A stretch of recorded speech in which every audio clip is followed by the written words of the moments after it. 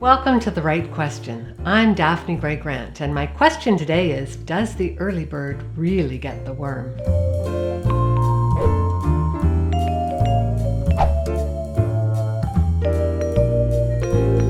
I have a question from Mike Romano, a writer based in Brooklyn, New York.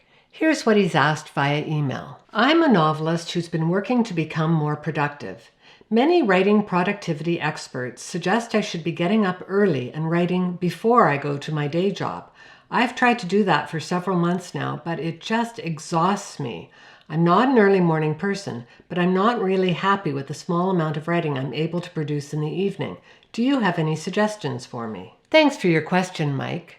As you may have guessed if you've been a long-time reader of my blog, I'm not a big fan of those so-called writing productivity experts. I've had my own difficulties with sleep over the years, and I believe it's fundamentally important to protect this somewhat mysterious part of our lives. I recently finished reading an interesting book called Why We Sleep by Matthew Walker, link below. If you have the time to read a nonfiction book, make it this one. It's really good. As this book reveals, most of us aren't getting nearly enough sleep these days. Just about every adult in the world needs somewhere between 7 and 8 hours sleep a night, with the majority of people being closer to 8. That said, we're all a bit different, so it's important to understand the number of hours of sleep you need. I know I need 7 hours, but if I get any less than that, I'm a bit of a zombie. Also, all of us are hardwired to be either a morning lark or a night owl or somewhere in between. I spent the vast majority of my life as a night owl,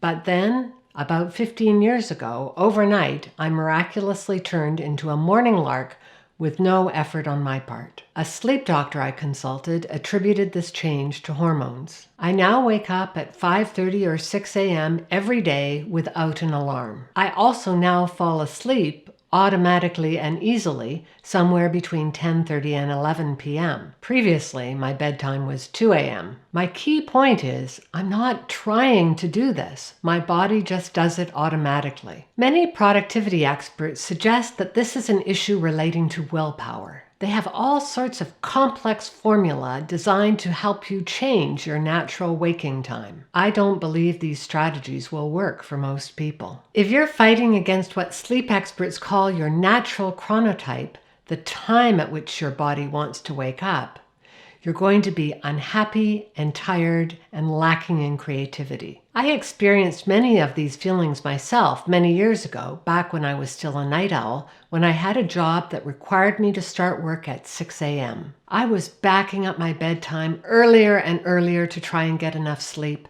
but it still didn't work. Even when I went to bed at 9 p.m., I still felt exhausted the next day. This is because I was a night owl. I wasn't the type of person who was meant to get up at 6 a.m. I probably don't need to tell you this, but feeling tired and discouraged and uncreative is not a good state of being for a novelist. So the question remains, what should you do? You probably already know whether you're a morning lark or a night owl, but do you know how many hours of sleep you need each night? Keep a nightly record about how much sleep you get, and then make notes on how you feel the next day. Once you've done that for a couple of weeks, you'll have a good understanding of the optimum hours of sleep for you each night. Then you'll be able to figure out the best time to go to bed so you can get the number of hours of sleep you really need. It's often a good idea to set an alarm for yourself for going to bed. Changing habits can be tough, and the alarm will remind you of your intent. Here's one other point to mention. You should go to bed and get up at the same time every night and every day for the entire week.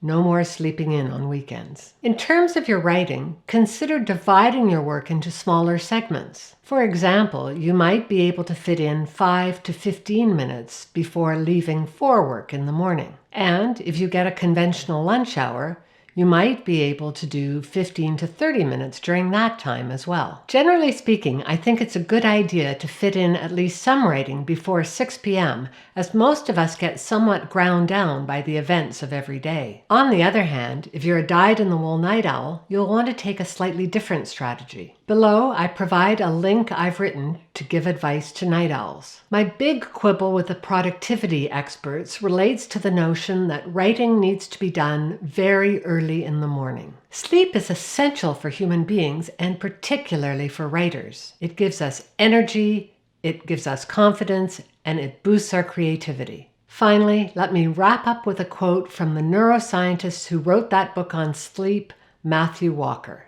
It is time for us to reclaim our right to a full night of sleep without embarrassment or the damaging stigma of laziness. Mike, much of North America tends to focus too much on productivity at the expense of creativity. As a novelist, you'll understand the value and importance of creativity. Be sure to do everything you can to protect that aspect of yourself. Be sure to get enough sleep.